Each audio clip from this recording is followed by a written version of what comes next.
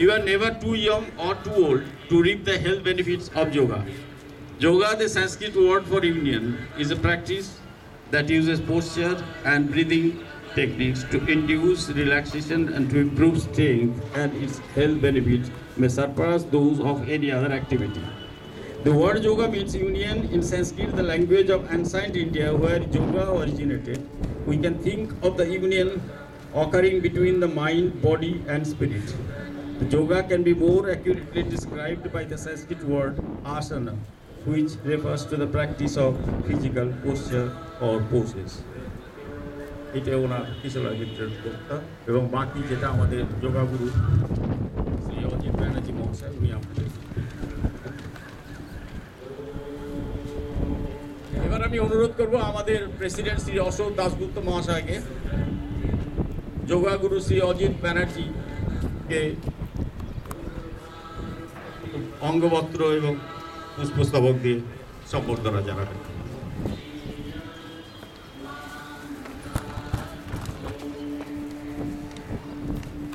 যোগাগুরু অজিত ব্যানার্জি মহাশয়।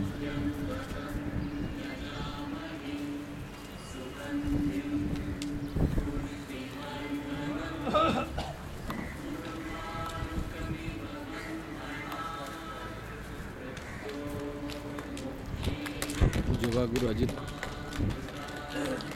ব্যানার্জি মহাশয়কে অঙ্গবস্ত্র। এরপরে আমি ডক্টর পি কে সামন্তরায়কে আসতে অনুরোধ করব।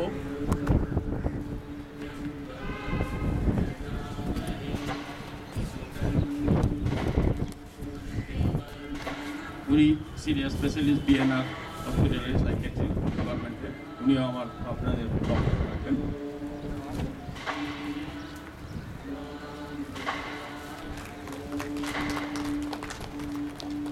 ধন্যবাদ। না, আমরা শুরু করার আগে আমি দু লাইন একটুখানি ইন্ট্রোডাকশন দিয়ে আমাদের আজকের যে ট্রেনার টিচার এক্সপার্ট যোগাগুরু শ্রী অজিত ব্যানার্জি সম্বন্ধে আমরা সত্যিই গর্বিত। We are proud that Shri Ajit Banerjee belongs to SAIL family. এটা জিনিসটা আমি খুব জানতাম না, যদিও আমরা একই স্টিল প্ল্যান্টে ছিলাম, বোকারো স্টিল প্ল্যান্টে। উনি আজ থেকে 9-10 বছর আগে কোনো একদিনে কতগুলো কমপ্লিকেশন ফিল করেছিলেন ওনার শরীরে। কিছু ডিপ্রেশন ছিল, ডায়াবেটিস ছিল। উনি বোকারো জেনারেল হসপিটালে সিনিয়র স্পেশালিস্ট সাইকিয়াট্রি ডিপার্টমেন্টে দেখা করেছিলেন। ওখান থেকে ওনাকে রেফার করা হয় যে yoga is the last remedy, এর কোনো আদার কোনো মেডিসিন নেই। বিহার স্কুল অফ যোগাতে উনি ট্রেনিং নেন, ওখান থেকে ট্রেন্ড হয়ে and it was external training programme আমাদের সেলের থেকে পাঠানো হয়েছিল। তারপরে উনি আস্তে আস্তে বুঝলেন যে যোগাটাই হচ্ছে ওনার সব কিছু, ধ্যান সব কিছুই। তারপরে উনি শুরু করলেন বোকারো স্টিলের হসপিটালে, বোকারো স্টিলে যত স্কুলে ট্রেনিং সেন্টার হলো অনেকে করলেন। ওনার একটা ক্রেডিট আছে যে বোকারো জেনারেল মানে কয়েদিদের, বোকারো জেল, ধানবাদ জেলের কয়েদিদের উনি মোটিভেশন করে তাদের 6 মাস 1 বছর আগে রিলিজ করে দিয়েছেন। উনি এখন ফুল টাইম উনি এক্সপার্ট। এনার কতগুলো সেন্টার আছে, শুধু পশ্চিমবঙ্গে নয় সারা ভারতে উনি ক্লাস করে বেড়ান। এবং রিসেন্টলি উনি ইংল্যান্ডে গিয়ে 45 ডেজ ক্লাস করিয়ে এসছেন, আই থিঙ্ক বার্সার ইন্ডিয়ান সোসাইটিতে। বাকি যেটা সেটা উনি নিজেই বলবেন, আমি আর বেশি সময় দিতে চাই না।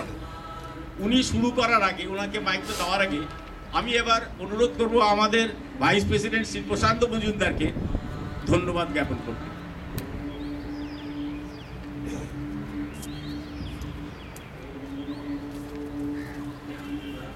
Good evening, friends. The evening would have been still better than the good, and the attendance will better over what it is just now.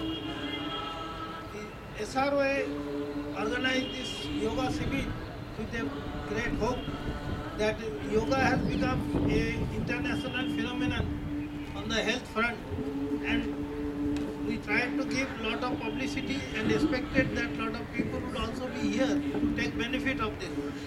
But as bad luck would have been for us, the organizers, the response might have been not so encouraging because of the weather, sudden drop in the change in the weather and other conditions best known to those who have not been able to come. But however, those who are present, we will like to have tell them that to take the best benefit out of the. And this has been a gift from the ritual and customary system of vote of thanks. There is a slight psychological fear that whatever attendance is there, it may dispel by the end, so it might remain incomplete to acknowledge and express our thanks and gratitude to all who richly deserve it. On behalf of SROA, particularly the board members and all the members, we acknowledge and register our sincere thanks to the CMO Steel authorities of JPC, particularly the Steel Club, and in particular Mr. P.K. Panda, who has been a great help in letting us organize this program here. So I would like to please request my friends to give a hand in the name of Mr. Panda. But for him, this was all possible. Our thanks goes to Yoga Guru Ajit Banerjee and Dr. P.K. Samantara, who have been able to find time to spare for us, though being busy in their own schedules. And also our thanks and acknowledgement to all those who are participating, participants, and also the audience who have been able to come. And obviously, our thanks goes to the organizing, effective organizers, Sri Kisala Mitro, Anil Bhattacharya, and a few others who have taken extra initiative to organize it. But it has been again a bad luck for us that their efforts have left a gap between the attendance and the efforts put in. Thanks, and let us hope that you would like the program that will be followed and carried on by your Yoga Guru. Thank you. Thank you, Mr. Majumdar. Now, একটা কথা বলে রাখি, actually we could not provide today tea. The reason that our Yoga Guru himself, he doesn't like that people should take tea. So we have already reserved water, drinking water is there. No, due to your instruction or advice. So we are not giving tea. But আমাদের এখানে জল, ঠান্ডা জল আছে বাইরে এখানে। Why not? Okay, thank you. Now I am handing over mic to Yoga Guru.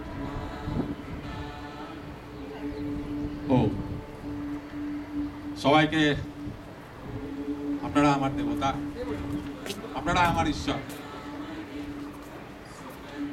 আপনাদের কাছ থেকে আমার বহুত শিক্ষার আছে। এই এতক্ষণ ধরে শুনলেন ওয়েদারের জন্য তা নয়, ঘটনা হচ্ছে আমরা সত্যিকারেরই বাংলাতে টেনশন শব্দের এখনো বাংলা ওয়ার্ড পাঠ সত্যিকারের। হিন্দিতে টেনশনের তানাব, ইংরেজিতে টেনশন, বাংলায় এখনো আমরা এই স্তরে সব শেষ, সব শেষ। স্বামী বিবেকানন্দ, বিধান রায়ের পরে সব শেষ। দেখতে পাচ্ছেন ফ্রি একটা যোগ শিবির আর অ্যাটেন্ডেন্স দেখতে পাচ্ছেন। কারণ হচ্ছে যে এখানে কিছু এটা সৎসঙ্গ হয়, আস্তে আস্তে বাড়ছে, লোক বাড়ছে, আস্তে আস্তে চেষ্টা করে যাচ্ছে। আপনাদের আশীর্বাদ, আপনারা এই 100 জনের কাজ করবেন, দেখতে পাবেন আমার পশ্চিমবাংলা অনেক। এগুলো নিয়ে আমি বলবো। তার আগে কেন যোগের প্রয়োজন তার শুরু করছি। আপনারা তো সব ভাবছেন যে 2টো ট্যাবলেট মুখে দিলাম আর জল দিয়ে দিলাম আর ভেতরে চলে গেল আর কি আমি সুস্থ হয়ে গেছি, আমি ঠিক হয়ে গেছি। বিষয়টাতে ডক্টর সামন্ত রায়, ইনি হচ্ছেন গিয়ে psychiatric head of the department, total 5টা রেলে পিএনআর হাসপাতালে উনি বসেন। টোটাল 5টা রেলে উনি ডক্টর সামন্ত রায়। এনার মুখ থেকে আপনারা শুনবেন ড্রাগসের ড্রাগস কেন নেওয়া উচিত, কেন নেওয়া উচিত, কতটা নেওয়া উচিত। সর্বপ্রথম ডক্টর সামন্ত রায়কে আমি হাত জোর করে রিকোয়েস্ট করব, ইনি এনার মন খোলা বক্তব্য রাখবেন, মন খোলা। তারপরে তার পরবর্তীকালে কি করা উচিত সেগুলো আমি ওনারকে দিয়ে আমি শুনি। কারণ এখন আপনারা ওষুধ খেয়ে যাচ্ছেন, ওষুধের বাইরে আর ভাবছেন যে যোগ তোগ দিয়ে সব পাগলরা করে। আরে পাগল ভাই, প্রকৃতির সঙ্গে নাচো, এত সুন্দর ওয়েদার ঈশ্বর দিয়েছে, যোগ মানে প্লাস, দেখুন কত সুন্দর ওয়েদার ঈশ্বর, না বৃষ্টি না রোদ, আর আমরা একে বলছি ওয়েদার খারাপ। No no no, weather very good weather, ঈশ্বর দিয়েছে, যোগের জন্য ভালো ওয়েদার। ডক্টর সামন্ত রায়কে আমি রিকোয়েস্ট করছি উনি শব্দ বলবেন एंट्री टैक्स। नमस्कार, আমি डॉक्टर पी के सामंत राय, मैं हिंदी में बोलूँगा। मैं 1979 में MKCG मेडिकल कॉलेज बरहमपुर में ज्वाइन किया। 1981 में स्वामी चिदानंद सरस्वती, आप लोग ने सुना होगा कि एक दिव्य डिवाइन लाइफ सोसाइटी है, दिव्य जीवन संघ ऋषिकेश में, उसका जो हेड थे उसका प्रतिष्ठाता है स्वामी शिवानंद सरस्वती महाराज। उन्होंने महाप्राण किए हैं। उस समय में स्वामी चिदानंद जी महाराज थे हेड। उन्होंने आए थे बरहमपुर मेडिकल कॉलेज। उन्होंने सब मेडिकल स्टूडेंट को बरहमपुर मेडिकल कॉलेज में एक एक बैच में 110 करके उस समय में होते थे, अभी 150 हो गया है। तो 5 ईयर में 550 मेडिकल कॉलेज का स्टूडेंट थे। उन्होंने सबको बुला के एक योग का बारे में एक तो अरेंजमेंट किए थे और मैं उसको अटेंड किया था। तो उसका बाद में मेरा योगा का बारे में बहुत इंटरेस्ट हुआ। मैं पास किया, MBBS पास करने के बाद दिल्ली में ऑल इंडिया इंस्टीट्यूट में ज्वाइन किया मैं, एम्स में साइकेट्री। 2 किस्म आप लोग सुने होंगे, एक साइकोलॉजी और एक साइकेट्री। साइकोलॉजी जो होता है वो जो ग्रेजुएट ऑर्डिनरी BSc BCom इत्यादि जो ग्रेजुएट लोग, जो नॉन डॉक्टर लोग करते हैं, उसको बोलते हैं साइकोलॉजी। और जो MBBS डॉक्टर जब वो वही अबनॉर्मल साइकोलॉजी का पर पढ़ेंगे, उनको बोला जाता है साइकेट्री। जो साइकेट्रिस्ट है वो लोग दवाई दे सकते हैं, मेडिसिन प्रेस्क्राइब कर सकते हैं, in addition to psychiatric counselling इत्यादि इत्यादि। तो मैं MBBS पास करने के बाद एम्स में ज्वाइन किया साइकेट्री, लेकिन मेरा योगा का ऊपर में इंटरेस्ट चालू रहा। मैं भारत का, आपको सुन के अच्छा लगेगा, योगा का प्रचार के लिए बहुत सारे ऑर्गेनाइजेशन काम कर रहे हैं, लेकिन जैसे स्वामी जो रामदेव जी जब से आए, उसका पहले भी योगा था, पतंजलि का समय से योगा था, लेकिन इतना एक्टिवेट नहीं हुआ था। पतंजलि में योगा को रामदेव जी महाराज आके आम आदमी का कान तक पहुंचाए, तो मुझे अच्छा लगा। मैं फिर पतंजलि योगपीठ गया, वहाँ भी मैं देखा सब योगा का बारे में। फिर मैं साउथ में, आप लोग सुन के ताजुब होगा, एक तो बहुत बढ़िया योगा का सेंटर है, विवेकानंद योगा अनुसंधान संस्थान बोल के, कर्नाटक में बैंगलोर में एक बहुत बड़ा संस्थान। वहाँ आपको सुन के अच्छा लगेगा। वहाँ BA साइकोलॉजी, BA इन योगा, BSc इन योगा, MSc इन योगा, PhD इन योगा, वो हमारा UGC सैंक्शनड है कोर्स, UGC सैंक्शनड है वो, वहाँ कोर्स चला रहे हैं। वहाँ विवेकानंद योगा अनुसंधान संस्थान भी मैं गया। फिर उसके बाद दिल्ली में मोरारजी देसाई योगा इंस्टीट्यूट है भारत सरकार का, वहाँ भी योगा का बारे में एजुकेशन दिया जाता है, BSc इन योगा, MSc इन योगा दिया जाता है, वहाँ भी गया। उसका बाद में मैं स्वामी सत्यानंद सरस्वती का है मुंगेर में, वहाँ भी गया। मैं भारत का हर जगह में जहाँ जहाँ योगा पीठ है वहाँ गया, क्योंकि मुझे बहुत अच्छा लगा योगा का बारे में। और मैं जब साउथ ईस्टर्न रेलवे में ज्वाइन किया, इमीडिएटली मैं वहाँ एक योगा सेंटर शुरू किया 1995 में, और 95 से अभी तक योगा सेंटर चल रहा है। और मुझे बहुत अच्छा खुशी है कि हमारा योग्य अजित बनर्जी जी हमारा साथ हैं। हमारा सारे एम्प्लॉय को रोज योगा सिखाया जाता है, सारे एम्प्लॉय, उनका फैमिली मेंबर, सबको मॉर्निंग में 7 से 8, फिर दोपहर में हम लोग भी लेते हैं क्लास हाउसवाइफ लोगों का, क्योंकि वो लोग सुबह फ्री नहीं हो पाते हैं, बच्चे लोगों को स्कूल पहुंचाना इत्यादि इत्यादि, उनको हम लोग दोपहर में योगा सिखाते हैं। और हमारा सेंटर में कम से कम रोज 40 से 50 लोग डेली हमारा एम्प्लॉय लोग आके योगा सीख के जाते हैं। ये मेरा 15 साल का डायरेक्ट एक्सपीरियंस है। उसको छोड़ के मैं जितना भी देश में योगा का सेंटर है सब योगा सेंटर घुमा हूँ। ये मेरा पर्सनल इंटरेस्ट है और जहाँ भी योगा का कॉन्फ्रेंस होता है मैं अटेंड करता हूँ। तो मुझे जो एक्सपीरियंस है मैं आपको बताऊंगा। देखिए आप लोगों को मैं साधारण एक एग्जांपल दूंगा। जो स्टेशन का कुली आप देखते हैं, स्टेशन में कुली आम आदमी है, वो माथा में 100 किलो वजन लेके दौड़ के जाता है, दोनों कंधा में भी। और आपका पास ज्यादा वजन है, उनसे बोलेगा मेरा माथा में तो 100 किलो है, आपका दे दीजिए कंधा में, मेरा 2 कंधा खाली है। 2 कंधा में भी 50-50 किलो डाल देता है।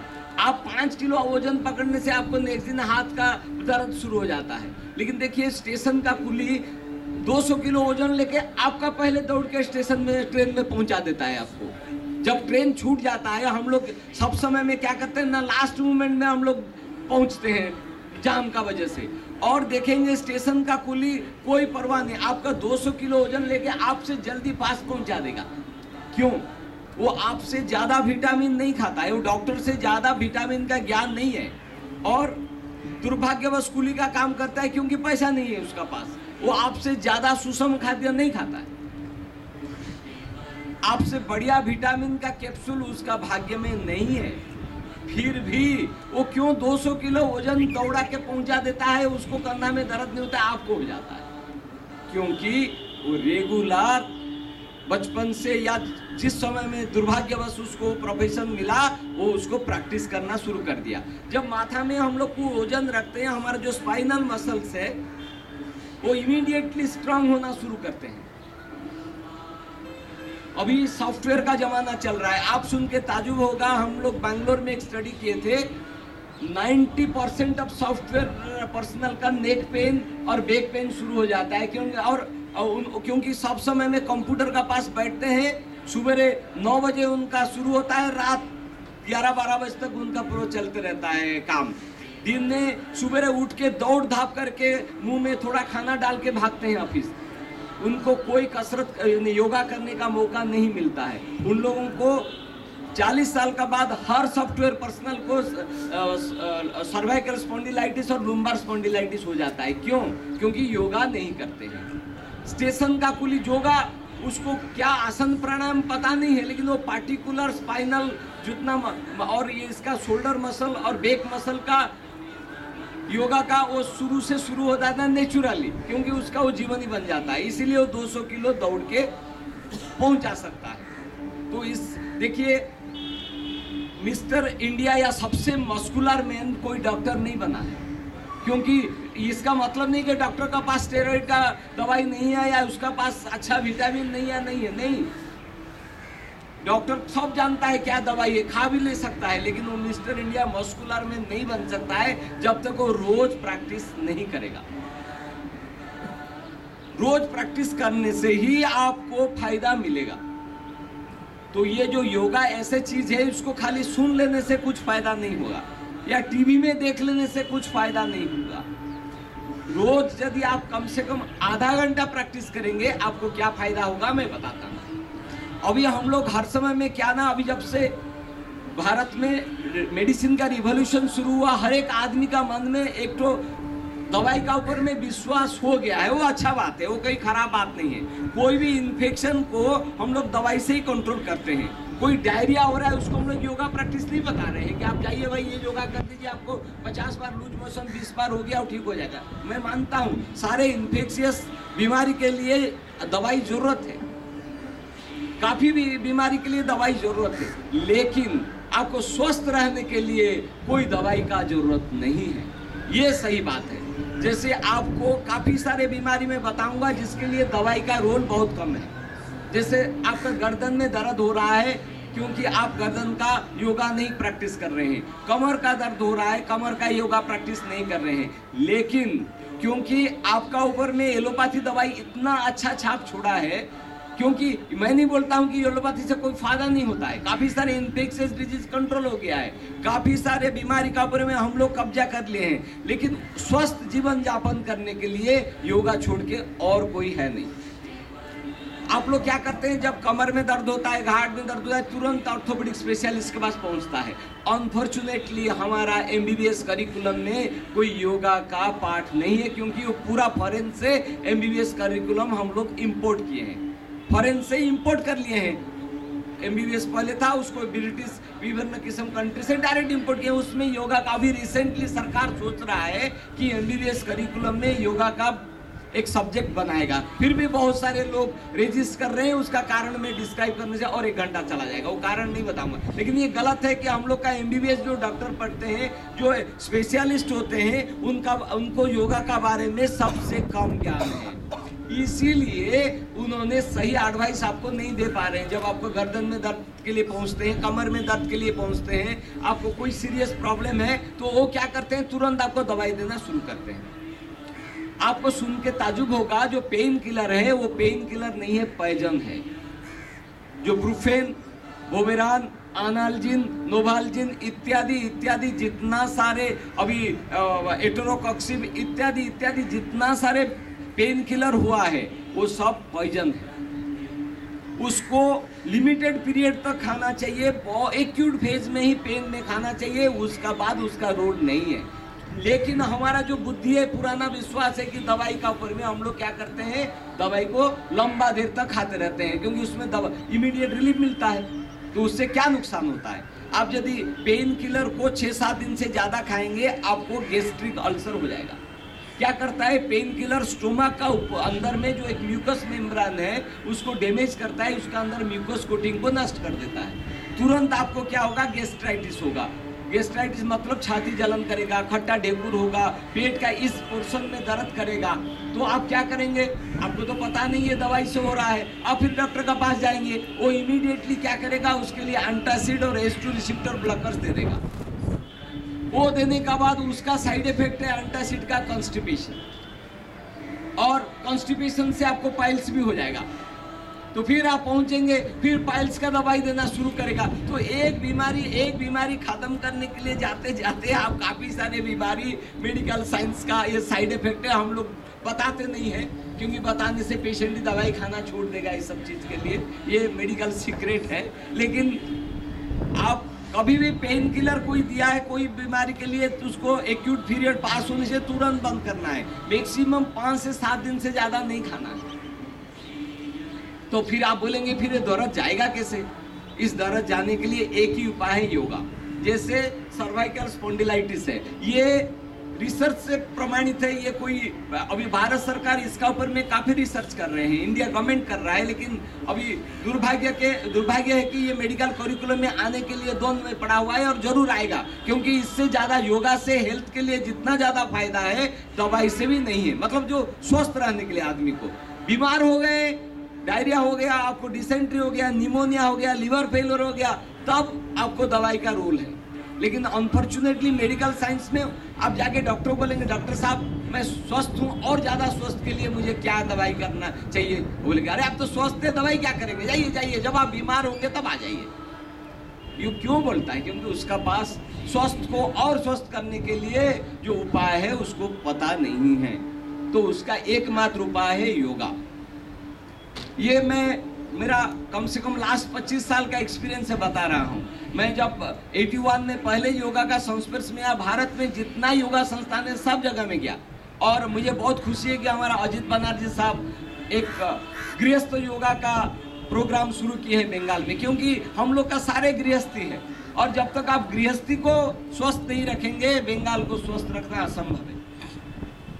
देखिए, आप यदि नेक पेन है, नेक का योगा प्रैक्टिस करेंगे रेगुलरली, एक्यूट फेज में थोड़ा दवाई लीजिए, रेस्ट करिए 4-5 दिन, उसका बाद योगा प्रैक्टिस शुरू कर दीजिए। कमर में लंबार स्पॉन्डिलाइटिस से एक्यूट फेज में थोड़ा रेस्ट लीजिए, योगा प्रैक्टिस शुरू करिए। आपको ब्रोंकियल अस्थमा का प्रॉब्लम है, एक्यूट फेज दवाई से कंट्रोल करिए, उसका बाद यदि योगा प्रैक्टिस नहीं करेंगे, आपको ब्रोंकाइटिस, अस्थमा, ये सब का परमानेंट इलाज संभव नहीं है।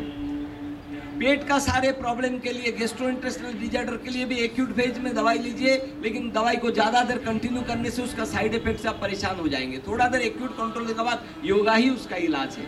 जितना आर्थराइटिस, ओबेसिटी इत्यादि सारे जो बीमारियां हैं ये योगा का माध्यम से कंट्रोल हो सकता है। और आपको सुन के अच्छा लगेगा, ये भारत सरकार का उद्यम से सारे के लिए सीडी उपलब्ध है और मेरा पास ये सीडी का 500 सीडी का भंडार है। जो कोई चाहता है मैं इसको सीडी का कॉपी देता हूँ। योगा हमारा अजीत बानर साहब भी अपना बनाए हैं। मैं जितना सेंटर गया हूँ सबसे सीडी कलेक्शन करके मेरा 500 सीडी का एक भंडार है। Yoga for asthma, yoga for diabetes, yoga for hypertension, yoga for I diseases, yoga for peptic ulcer, yoga for arthritis, सारे रोग का बारे में इंडिविजुअलाइज सीडीज भारत में उपलब्ध है। और आप जो भी चाहेगा हमारा बानर साहब को कांटेक्ट करते हैं या मुझे कांटेक्ट कर सकते हैं। इंडिविजुअल डिजीज का भी सीडी, रेगुलर सीडी उपलब्ध है, उसका थ्योरी प्रैक्टिस। तो बोलने का मतलब है कि खाली दवाई का ऊपर में आप डिपेंडेंस मत रहिए, क्योंकि दवाई का काफी सारे साइड इफेक्ट होता है। कभी भी कोई एक्यूट प्रॉब्लम है जरूर दवाई लीजिएगा, specially back pain, neck pain, आपका गैस्ट्रोइंटेस्टाइनल प्रॉब्लम, आपका अस्थमा वगैरह का एक्यूट फेज में लीजिए।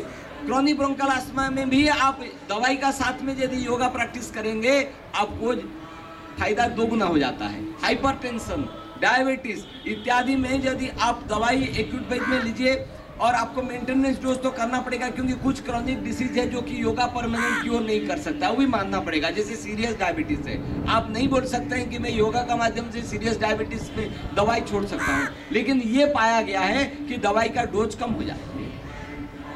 हाई ब्लड प्रेशर, यदि रेगुलर योगा प्रैक्टिस करेंगे आपका तनाव कम हो जाएगा, आपको एंजाइटी, डिप्रेशन कम हो जाएंगे।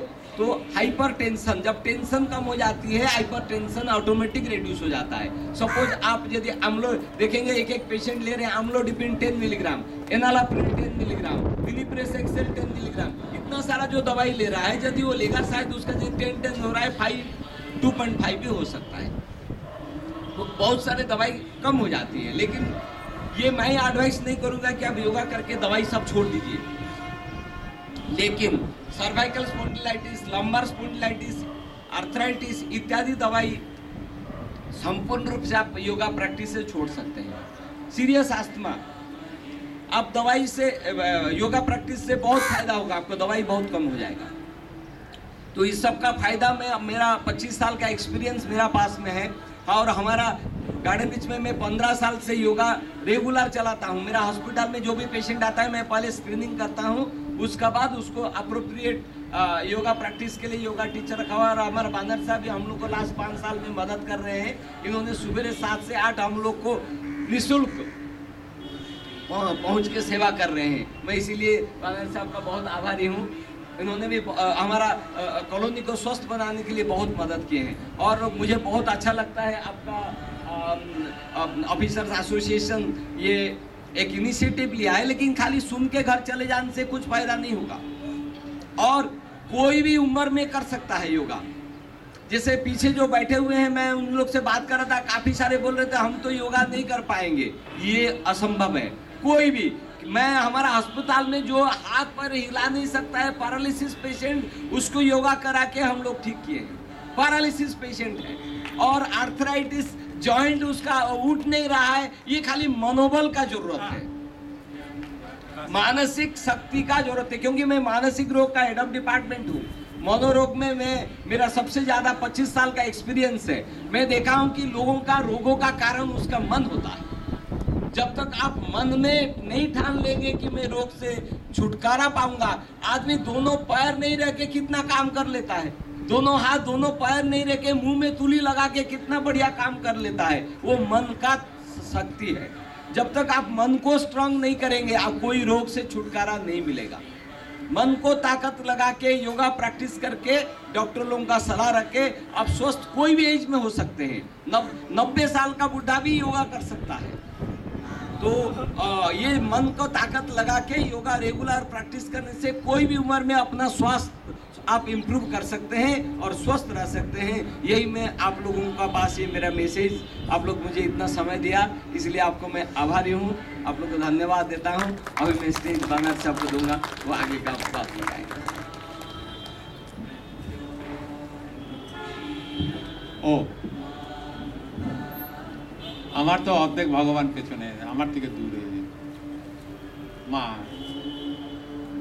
মা চলে আসুন না, চলে আসুন না। আর যার চোখে চশমা আছে, যার হাতে ঘড়ি আছে, যার ঘড়ি আছে, চশমা আছে, এগুলো খুলে সাইড করে দিন। কারণ সর্বদা এই বস্তু, সব বস্তু, আমার বিল্ডিংটা উঠছে না, পরশের বিল্ডিংটা উঠে যাচ্ছে, এই বস্তুগুলো সব শেষ করে দিন। বস্তুগুলোকে ওইটা আরো ভাঙবে, ওটাকে এমন জায়গায় রাখুন যেন ওইটার দিকে কোনো